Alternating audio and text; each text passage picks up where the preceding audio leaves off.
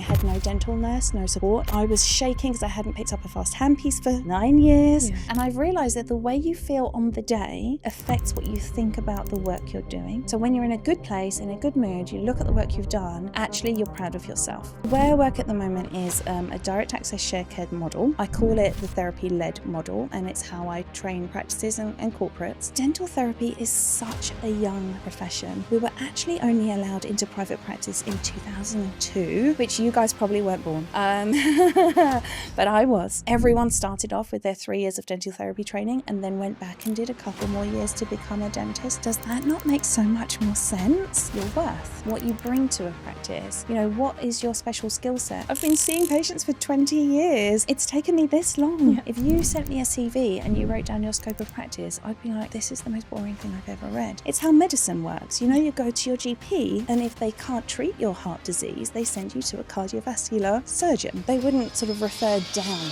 Hi Kat, it's really nice to see you. So we have Cat Edney here today. It's nice to have a dental therapist on the Young Dentist podcast. So we're going to just start with some first questions. If you could just tell us a little bit about yourself and how it all started for you. Oh my goodness, that's a long time ago is when it started. Well, firstly, thank you so much for having me. I'm really excited.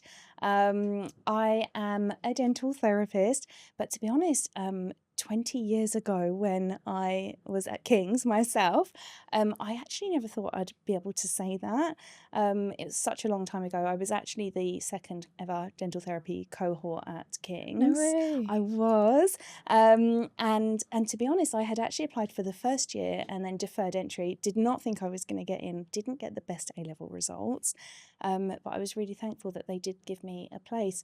And then during university, I had a really tricky time. And I guess you guys are going through this. Yeah, definitely. I don't know whether it's the same, but it was very stressful and I found it very overwhelming. And at one point, I really didn't think I would ever qualify. I thought I was just going to really struggle with this career. Fast forward to today, and I feel like I've really reached that peak self-actualization in my career where I'm able to practice in exactly the way a dental therapist should. And that's why I call it the Modern Therapist, which is the training brand that I run, that I am the founder of, because it is a modern way of working. It makes me so happy to be able to really provide the type of care that I never believed I would be able to, and in a way that really speaks to me in terms of looking after patients in a whole way as well. So yeah, that's who I am. I'm a dental therapist who actually gets to work as a dental therapist. Okay, so you mentioned the Modern Therapist, so that's your brand. What sort of inspired that? Where was the thought process? What sort of built that for you? And what was the sort of journey from graduating into that? And how do you find it? Yeah, so that's a really great question. When I was at school, when I was at university, the general feeling that I was given was that we'll train you to be a dental therapist, but you'll probably never actually use those skills. Are you feeling that? Same thing. Sometimes, yeah. So when I left university, and I had never had any dental experience, I was not a dental nurse beforehand. I came straight out of school. When I left university, I thought, okay, let me temp for a bit because I need to find out what kind of practice I want to work in. And I temped all over London and everything was the same, 30-minute scale and polish, 30-minute scale and polish. And I very quickly fell into this kind of, I call it a trap. It's like the Green Mile or, death row of 30-minute scale and polish because, well, it pays. It was all that was available at the time. And I had never been given the confidence to believe that I could get anything else. I did that for 9 years. Oh my. It was exhausting. Yeah. It was tiring. I had no dental nurse, no support, and dental hygienists typically are in the cupboard, under the stairs, in the basement, no windows. And I always joke, because my best friend is a dental nurse, I always joke that she never once bought me a cup of tea, right? And I don't know what it was. At some point, my tolerance for that just tanked out. And I just decided that nobody around me is fighting for me. Yeah. I need to fight for myself. And I decided to start looking at becoming a dental therapist or being a dental therapist, the training that I had been given. And I went on loads of dentist courses. I went on loads of composite courses, and it was, oh my goodness, so intimidating because you're in a room full of dentists. I was shaking because I hadn't picked up a fast handpiece for 9 years. Everyone was talking about stuff that I didn't understand. And a lot of the times, the dentists were saying things like, "You're a dental therapist? What does that even mean? Can you do this? Can you do that?" One of the dentists said to me, "Could I just train my dental nurse up to be a dental therapist and do all my fillings for me?" And I thought, wow, you guys don't know anything about us. Ignorance, yeah. So after spending thousands of pounds and loads of hours doing this training, still not having a job as a dental therapist, I decided that really I don't want anyone else to have to go through this. And I built the Modern Therapist as a training brand that has two arms. So the overall aim is to put dental therapy back into practice, but the two arms are to train dental therapists to be awesome dental therapists. So I run hands-on composite courses, tooth whitening, icon, anteriors, posteriors, basically confidence courses for dental therapists where you can come and learn in an environment that is safe. And then the other side of it is I train dental practices and corporates on how to work with dental therapists, not to utilize them, I hate that term, but to work with them and to be profitable doing so. So that's what the Modern Therapist is. Sounds like phenomenal work. Honestly, so impressive. I mean, I just graduated this year and I'm already quite intimidated by the therapy aspect. Like, I qualified to be a safe practitioner, but I don't feel like I have the skills necessary to complete and confidently advocate for myself as a therapist to take on cases in practice. So, apart from attending one of your phenomenal courses, as you mentioned, what other things would you recommend for new graduates to build their kind of therapy confidence? I think it's such a shame that we don't have a therapist foundation year Yeah. as standard. There are therapist foundation years, and I actually lecture on one of them. It's quite competitive though. It's Yeah. competitive, and then the honest truth is that 50% of therapists that go into that still come out not working as a therapist. That is research-based. And the other side of it is that a lot of the therapists on there, they go into practices that have agreed to take on therapist foundation students and still don't provide them with the therapy. Yeah. So what is the answer for a dental therapist who is just qualified, needs hand-holding, needs confidence?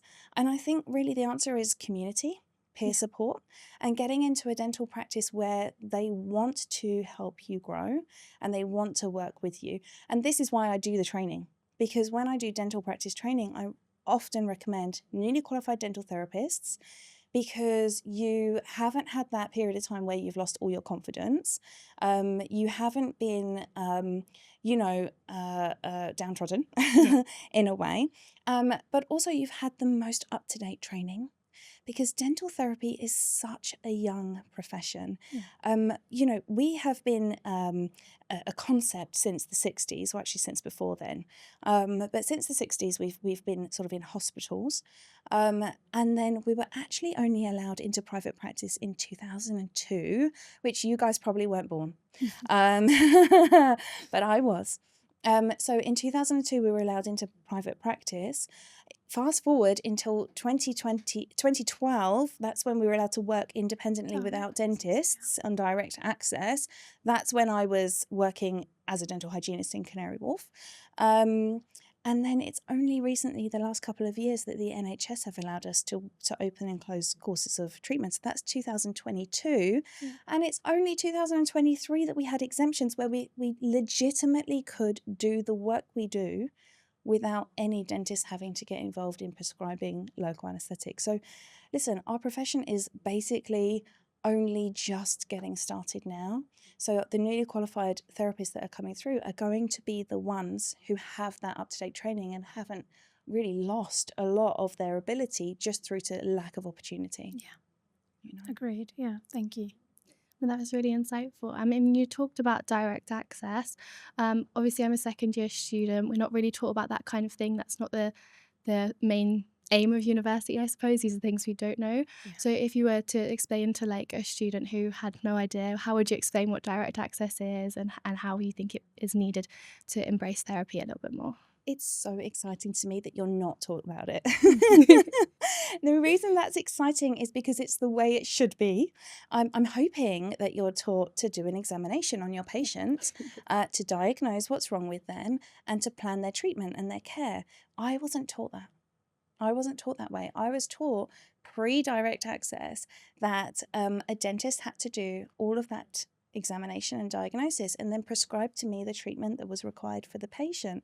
So I was sat there waiting for them to offer me some treatment. That's why dental therapists don't get to work as dental therapists, because how can a dentist possibly know what you're confident to undertake? How can they possibly know what treatments you enjoy or what treatment modalities you want to provide to patients? Really, the referring down model, which is what we had pre-direct access, is the reason why dental therapy has really failed in dental practice in the UK.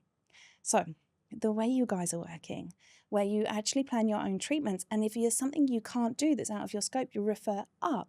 That makes so much more sense. It's how medicine works. You go to your GP, and if they can't treat your heart disease, they send you to a cardiovascular surgeon, right? And they wouldn't sort of refer down as much as they refer up. And so that's how I see dental therapists now. We're the GPs of dentistry, the orchestra conductors who have a look at what the situation is and decide what bits they can take on and then refer the bits that they can't. Thank you. That was really good to hear. And just in regards to building that clinical confidence in terms of finding a mentor, do you have any tips for how to do that as a therapist? Because there's not many of us around. Well, listen, there are two associations for hygienists and therapists, the BADT and the BSDHT. They are both really interested in helping students with finding mentors.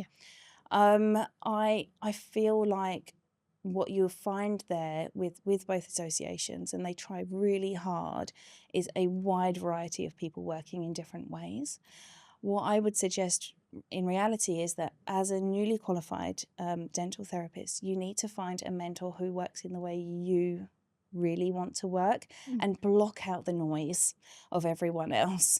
So first thing is to really look for someone who you aspire to be and who you're inspired by. On the Modern Therapist, when people come on my courses, and we've been running for 5 years, we've had 500 delegates, and last year we won Best Short Course, Postgraduate Short Course of the Year, is that we also have a really lovely WhatsApp group where all the past delegates jump onto that WhatsApp group and mentor each other. So nice. It's really good. It's really busy. We have I can messages imagine. every day, and people post their cases, and actually it's shared learning, shared growth. So you don't have just one mentor, but you have 500. And for me, because it's free and accessible, and you don't have to be, posting anonymously because you're worried about people judging what you're going to say. It's just a really lovely community. So there's multiple options really in that way. Perfect. Thank you. Obviously, with your passion behind the Modern Therapist, you have like a vision for what you would like therapy to be like in the future. So what sort of is the future of the role of a therapist like to you? Oh, that's an amazing question. So realistically, there are not very many therapists in the UK in relation to the numbers of dentists. So I would love to say that the therapist should be running the show and dentists just stick to their crowns and bridge work, right? But the reality is that we need to look at shared care. And shared care is essentially where the best person for the job does the job. So this is taking into account all members of our dental team, not just dental therapists, not just dentists, but working in a way that really takes into account people's skill sets, from dental reception, from TCO, dental nurse, so that the patient is getting the best possible care from the person who's most interested in that point. The way I work at the moment is a direct access shared care model. I call it the therapy-led model, and it's how I train practices and corporates. And that is whereby the patient will come and see me for a checkup, and I see myself as a data collector. So I will collect all the data about that patient, their x-rays, their photographs, their scans, their social history, their personal wants and needs, and dental history as well, how they feel about their mouths, all these things that might be seen as fluffy, but I think are really important about building a relationship with a patient. And then I will decide which dentist or which other practitioner, which other clinician is the best person for them to see for different parts of their care. And what that means is my dentist who loves to do endo is filled with patients who not only are having endo, but when they sit in the dentist chair are pre-qualified. They've already decided they're going for it. They're not going to sit in that dentist chair and say no. Yeah. Because I've already told them that's what they need, and if they want it, that's where they should go. And then my dentist who loves ortho is the same. They're filled with ortho patients. My hygienist is filled with perio patients, right, who need dedicated perio support. It's not every man for himself. So that's how I hope the future of dentistry will go, in that we all reach self-actualization, which is like the top of Maslow's hierarchy of needs. We all get to do the bit we love the most. So you as a dental therapist, you might decide that you love bonding. You might decide that you hate caries and you don't want to deal with caries. You don't want to worry about the pulp, and you just want to do dental bonding, and you want to do aesthetic cases. I'm not a fan. So as a dental therapist, I would love to be able to refer my bonding cases to a dental therapist who loves bonding, right? I would love to be able to split our profession up into our talent rather than just our scope of practice.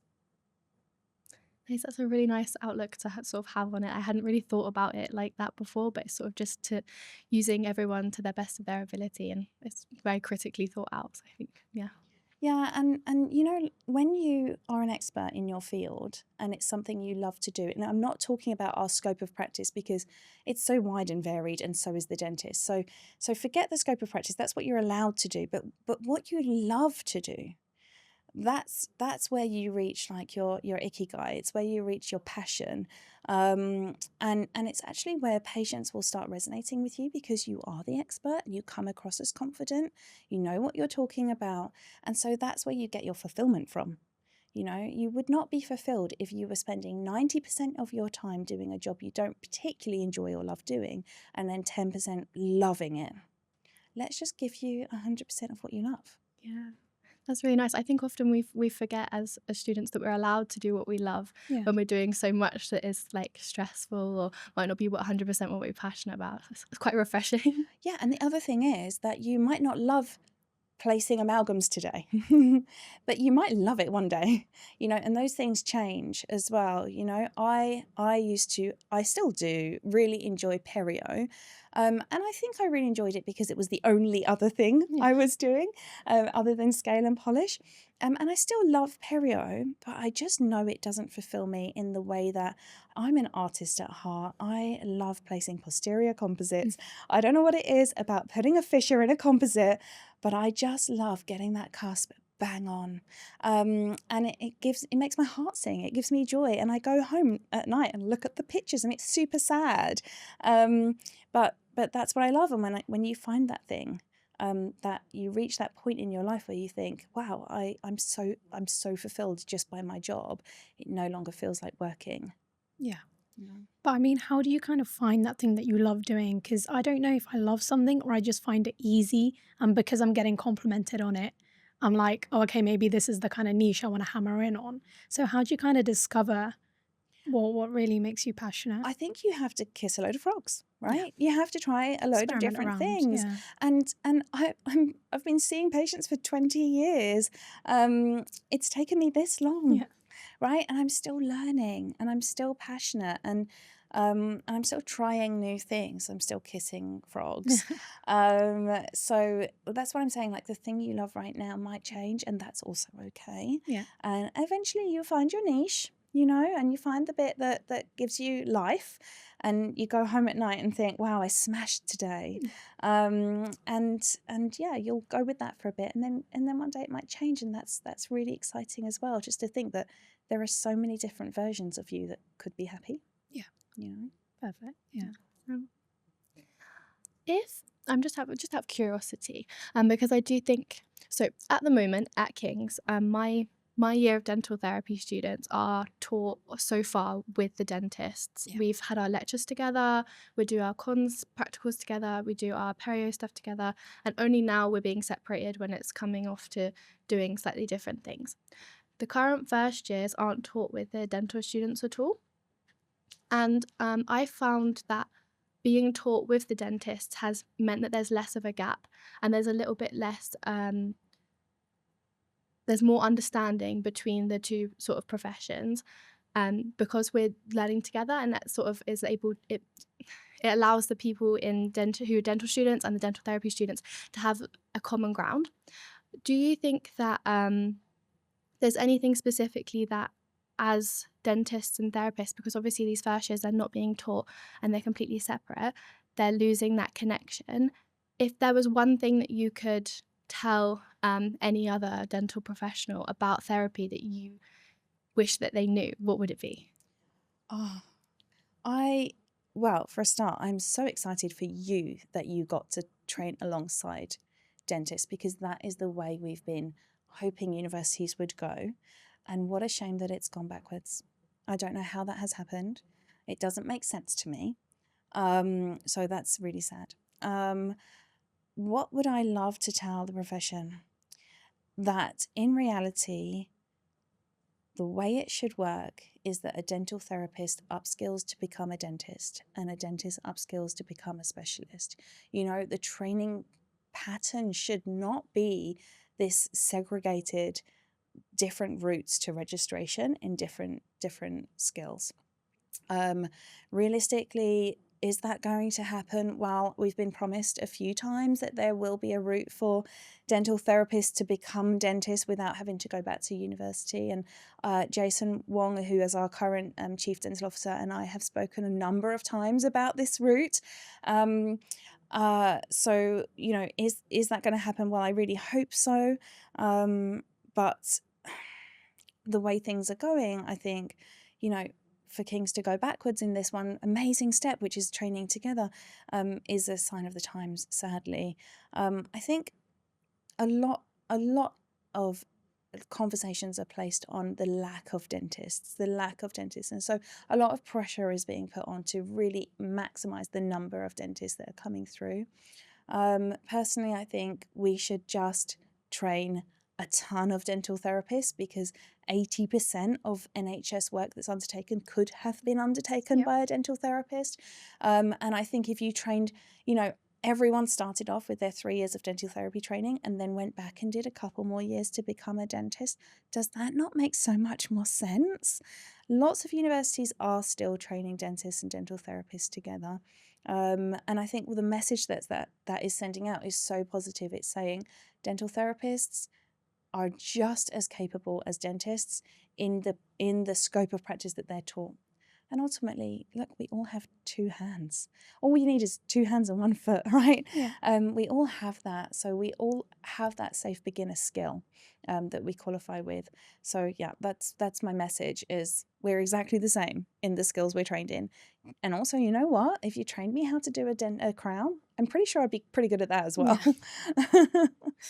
Yes, that's such a common misunderstanding, that just because you're not a dentist doesn't mean the thing that you do you're not just as good at, and it's like slightly strange. Like when I used to dental nurse, and I would have also I would work on reception as well.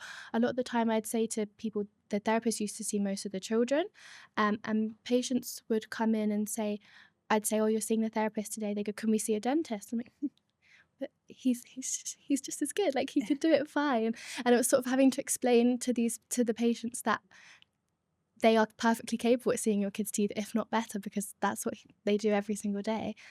Yeah. And it's language. You know, when I go into dental practices and train them in how to work with a dental therapist, how to implement a dental therapy-led model, the biggest hurdle is language and how we explain what's happening to the patient. You know, and I kind of find that sometimes we either over-explain. So we say, "Oh, I'm really sorry. I hope it's okay. You're going to be seeing a different person who's a therapist," and that gets people's backs up. Or we kind of like minimize the ability of the dental therapist. For instance, the dental therapist seeing just kids. Like, does this make sense that we put the most difficult patient with the dental therapist all the time? Like, what is that?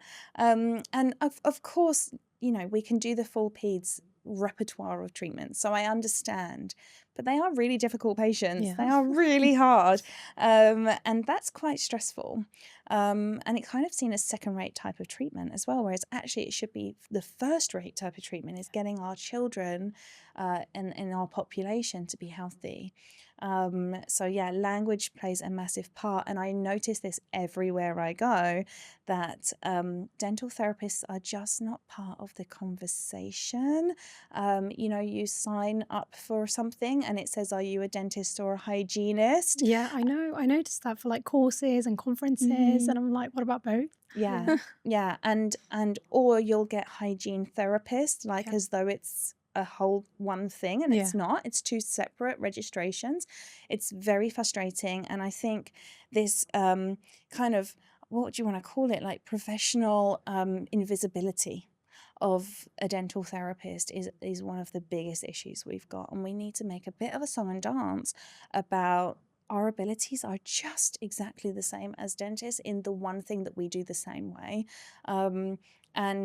and also to get the general public on board with that and understand who we are and what we do. Just being able to say, I'm a dental therapist. Not that I agree with the title. I think it's a terrible name. Yeah, people always like, do you talk about people's feelings, like dental anxieties? And I'm like, come on. Well, yes, I do, but I also drill your teeth. So yeah, I think we're stuck with this name, and we just need to make sure people understand what it means. Yeah, it's probably the most common conversation I have. What course do you do? Oh, dental therapy and hygiene. What's that? Yeah. Oh, it's and then having to sort of go into this like extension where it's like dentistry, but it's not dentistry, but we do dentistry things. It's yeah. I always say, I'm a dental therapist. I do all your checkups, all your fillings. I can sort out your hygiene and gum disease, and then anything that's scary or a little bit intense, I will send to the dentist. So your crowns, extractions, implants and braces will go to the dentist, but I can do all the lovely things for you. Yeah. And patients are like, okay, amazing. Yeah. I once trained a dental practice who has 3,000 patients, and we were moving them onto a therapy-led model, and they put on extra 5 members of staff for the first week because they wanted to handle all the calls of complaints from their 3,000 patients saying, what do you mean you're going to make me see a dental therapist? They were so afraid that the patients would complain. In that week, they received 1 call. And the call was to say, you sent me this letter about dental therapists, but by the way, it went to the wrong address. No one complained, not one person. They totally got it, and the patients are happy. You just have to use the right language. So you've obviously worked with many, many practices and have been very successful in doing so. Is there any red flags that you'd kind of ping up for any prospective like dental therapists who are applying for jobs where it's like there's no hope for therapy here, like move on? Yes. I would say if you've got a dental practice where none of the associates have the desire to do anything other than bread and butter dentistry. So you need to be looking at who these associates are. Are they young and vibrant and like wanting to grow and learn? Or have they been in the same job for, I'm going to say 20 years because that's me.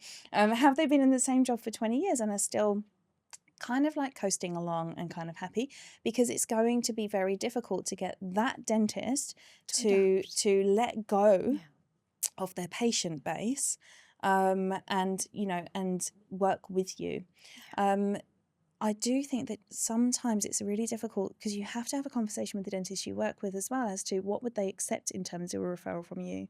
So you need to gauge whether or not they would respect your opinion on a patient's needs.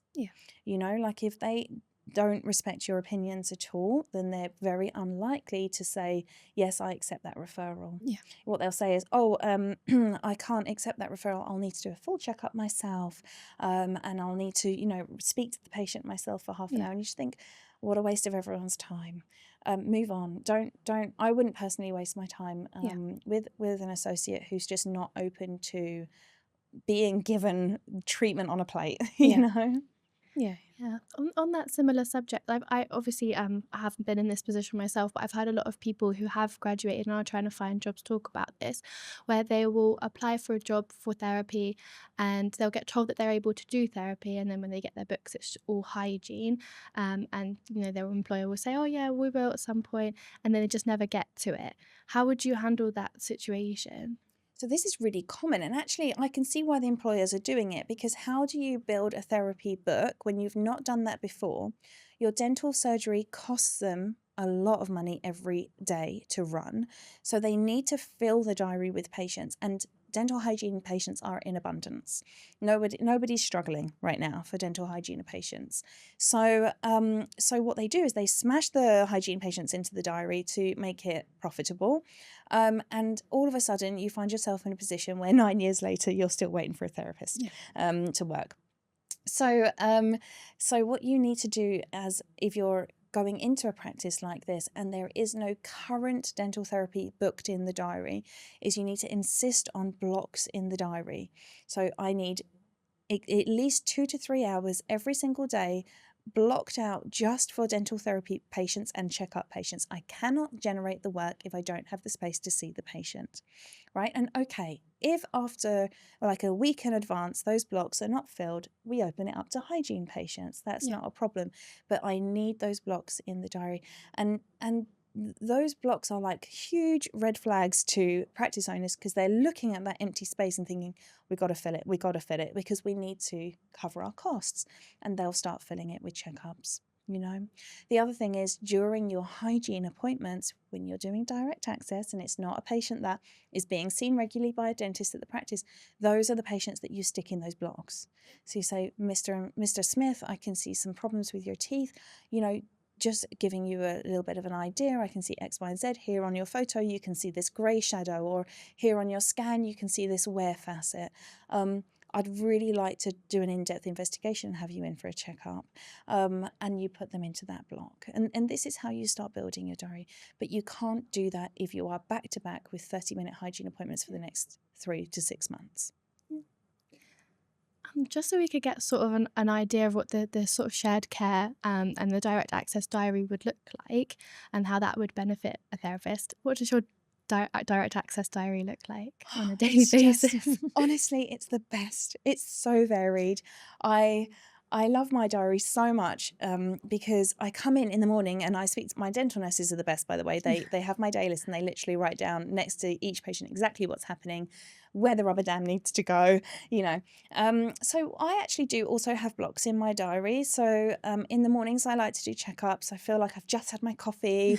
I'm really like raring to go. I'm at my friendliest. And so, mornings are generally checkups. So I'll maybe do 2 or 3 checkups. I often couple them with hygiene so that it's basically more profitable, because we essentially do a checkup during a hygiene appointment anyway. So it means I can kind of squeeze a little bit more in for the patient. I do a lot of icon treatment. Icon resin infiltration is a minimally invasive way of treating early enamel lesions, and also white spots and hypomineralized enamel. So there's 2 different kind of like routes for using icon. So we do a lot in practice of that, and that's a really nice, relaxed, chilled appointment. I will do at least 3 composites a day. These will be sort of booked in more after lunch. I like to treat in quadrants. So typically, if I'm treatment planning with a patient, I'll plan upper left, upper right, lower right. And in that quadrant, we'll just get everything done. So if you've got decay in one tooth and early lesions in another, we'll do all of it in one go, right? So most appointments are about hour and 15, hour and a half. Quite often I'm seeing like little tooth whitening consultations, and during those consultations we'll talk about smile design, bonding. We talk a little bit about ortho, and I get those patients booked in with my dentists, and then there's the odd little hygiene slot booked in there. I've got a few die-hard patients that have followed me from practice to practice, and I just love them. So we do a lot of air polishing. I work with NSK, so we have a brilliant air polishing machine called Various Combi Pro 2. It's like warm water, glycine powder, gets rid of all the biofilm, gets rid of all the stains. So really enjoy using that. So it's just varied. It's so varied. I work 3 days a week. And those 3 days I sort of like walk to work thinking, I love my job so much. It's just the best thing ever. And I always come home with loads of stories and loads of pictures and stuff. You know, I've got 3 kids and they are super inspired by it as well. They always want to see like the art. So yeah, it's just a really varied diary. That sounds honestly so lovely. Like, I think that's the goal for all Yeah, of us. honestly. Yeah. Do you know, and I actually hope that through the work of the modern therapist that is a realistic goal. Yeah, 100%. You know, my dream is that no dental therapist goes through the career that I went through to get to this point. I don't want you to ever go through those struggles. I want it to for you to just walk into a job, a normal job that you get to do everything. Like, this should not be aspirational. Yeah. This should be normal.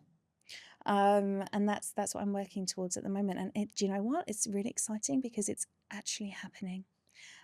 So there's actually a change, and there have been a few months recently where I've been thinking, do I really need to be doing this anymore? Because it's actually a thing. Like, people have therapists now. I know there's still work to be done, but it's definitely not the amount of work I had to do when I first started. Yeah. And you mentioned you had a bit of a difficult period when studying. How do you kind of deal with burnout? Because I'm sure all the dental hygiene and therapist students can relate to that one. Oh gosh, it was so hard. To be honest, a big part of it was I didn't make great friends. So I was definitely the youngest. Everyone had been a dental nurse. Everyone had their like cliques. A lot of them had worked at the hospital. And I was different. And I actually have had voice notes from girls that I studied with saying, do you know what, Kat, when I look back now, I can't believe, like, we all moaned about you using the ultrasonic all the time and not picking up the hand scalers too much. But you now look at us all, we're all ultrasonicing all the time, you know. And that's really funny because I was different in a sense that I thought differently because I wasn't part of that like dental machine, that historic mindset, hence the modern. So I didn't have that peer support. So I would say, if you're struggling in a sense that you don't have peer support, you're feeling overwhelmed, you feel different, that doesn't actually mean that you're wrong. Sometimes you do things differently, you know, and sometimes that can be your superpower as well. So it's good to get help and advice and support and to bounce ideas off people. But if everyone disagrees with you, that doesn't always automatically mean that you're wrong in your approach. And how did you kind of build that confidence to advocate for yourself? Because in terms of clinical skills, you spoke about a lot about how to gain that confidence. But in terms of like confidence in yourself, how do you kind of advocate, like, I can take that case on, or like, I can give it a go? It may not be my best result, but I still gave it a go. So do you know when you're doing a restoration and you're panicking in your head and it's going, everything's horrible, maybe there's like bleeding gums, or you don't know if you've removed all the caries properly, you don't like the results, you feel like maybe it looked a bit like not right, you suddenly remembered that a lower left 6 has 5 cusps, not 4, something like that. For me, instead of just like ruminating on it and being stressed about it, I have insisted that I take photographs of everything I do. And I take photos even if I hate everything. And I've realized that when I come back to those pictures, when I'm in a different frame of mind and I look at them, I think, well, I quite like that. I did all right. And I've realized that the way you feel on the day affects what you think about the work you're doing. So when you're in a good place, in a good mood, you look at the work you've done, actually you're proud of yourself and you're proud of where you've come. And then you can reflect and then you can say, well, I could have done this better. I could have tried that better. But it's so important to have those photos because you cannot reflect when you're in the mindset of I'm terrible, I'm stressed, I'm panicked. So I would say you will only gain confidence by self-reflection, Yeah. and by constantly trying to improve. And if you just improve by 1% every time, then eventually you're going to look back and be like, I actually am so much better than I was, Yeah. you know? I just think as dental therapists, like we're so hard on ourselves because we're constantly trying to prove ourselves. And like I'm currently doing dentistry at King's, so I've kind of experienced both dentistry and DTH. And like it's so different the way you're treated. Like as a DTH, I was like, oh my God, I didn't finish that filling and that checkup and everything in half an hour appointment, like I'm a failure. And then in BDS is like, here's an hour, here's how to use this, take your time, speak, talk, get to know the patient. And I'm like, why didn't we have that with less pressure as Yeah. dental What therapists? is that? I don't understand what that pressure is Yeah. that is put on us. And it's an institutionalized issue, Yeah. and I see it in many places. And I have not had experience of BDS, and I will not have experience of BDS. But yeah, I think that pressure is something that we don't speak about enough. Yeah. And the only way to overcome it is to be kind to ourselves. Yeah. Have people around you, like we were saying earlier, like mentors Yeah. who are open to sharing, you know, and don't have that imposter syndrome that a lot of people have that keeps them locked away and closed off. Yeah. If we're just open and we share our mistakes, like if you looked on my Instagram, there are tons and tons of restorations on there that are not ideal. They're not perfect. But I share them anyway because I kind of think, I know there are loads of dentists out there whose restorations are not perfect. I see them every day. So we have to be kind to ourselves. Yeah. Yeah, 100%. I think obviously you've got this like how to explain it. If you could give some advice to the dental therapy students out there who are going to graduate in the next couple of years, who are just starting to do their practical things, seeing patients, and are quite nervous about going into the real world. Obviously, the foundation year is an option, but it's not, guaranteed for everyone.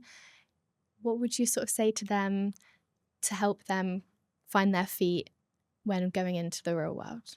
Oh, amazing question. And I think it's so important that we have that support for people who are about to qualify. The first thing I would say is portfolios are key. Get pictures of everything you've done. Get pictures of everything you do, and create a portfolio so you can go into a dental practice and you can say, listen, this is my skill set. Here are the things I enjoy. I always advocate for not putting stuff in your portfolio that you don't want to do. Yeah. So I've never put peds in my portfolio because I have kids. Not PCU. I don't need to treat them. So get a portfolio together, just any pictures of anything you do, even courses that you do. Not that I think you should do a course as a newly qualified student because you've done enough. Love you. You probably need a break. So get a portfolio. Go to dental practices that are hiring or also ones that are not, that you want to scope out, and just ask to, get a chat with the principal, have a sit down, just show them what you can do and see whether they are interested in talking it over. Because there are so many amazing dentists and dental principals out there who do want to share their knowledge and who are really great and are really supportive. But if you have nothing to show them, then what can they work with? They need to have something to work with. The other thing is to be mindful about your worth, what you bring to a practice. What is your special skill set? If you sent me a CV and you wrote down your scope of practice, I'd be like, this is the most boring thing I've ever read. We all have the same scope of practice. So I want to know what your skill set is. Are you amazing with elderly patients? Are you able to calm nervous patients? Do you really, really love providing, I don't know, class 5 restorations? What is it that you're really good at? And what is it that you're really interested in? Because that might spark something in a practice owner who goes, do you know what? I actually really love the idea that this therapist is going to come in and be amazing with my nervous patients. That's what I need. So tell them what you're bringing to the table as well, not just dentally, but as a person. Yeah, I think that's a really good way of also like analyzing if that's the practice for you as well. Because if you're interested in like anxious patients and they don't have that, like you kind of want to for a good fit. You need a Yeah. good fit. Yeah. And there is a good fit for everyone out there. Yeah. There absolutely is. For me, the good fit is, like young professional patients who have very minimal problems, like their restorations are not scary. Yeah. I love dealing with cracks. So that's why I work in Canary Wharf. Everyone is stressed. So I deal with a lot of deep margin elevation and cracks, but I don't deal with tons of like mushy decay. That's my happy place, and I've accepted that that's where I'll be. And then I have other therapists on my modern therapist chat who are in like the deepest, darkest NHS practices. They're placing the biggest amalgams you've ever seen. And that's their happy place. And I think you just need to find what resonates with you, and the practice that can offer you the things that you really enjoy. So do you recommend like locuming or at least like hopping about jobs just to see like different practices? Absolutely. And I think you only grow as a clinician when you have been under a number of different circumstances and tried a few different things. I definitely wouldn't take a 5-day-a-week job in one place to start with, because you don't want to get isolated. You want to see what's out there and the different way things are dealt with. I wouldn't say that moving jobs all the time is ideal, because obviously you want to see your patients coming back. You want to see your successes, your failures. How does your restoration look 10 months, 11 months, 12 months down the line? Maybe even 10 years, 11 years, 12 years down the line.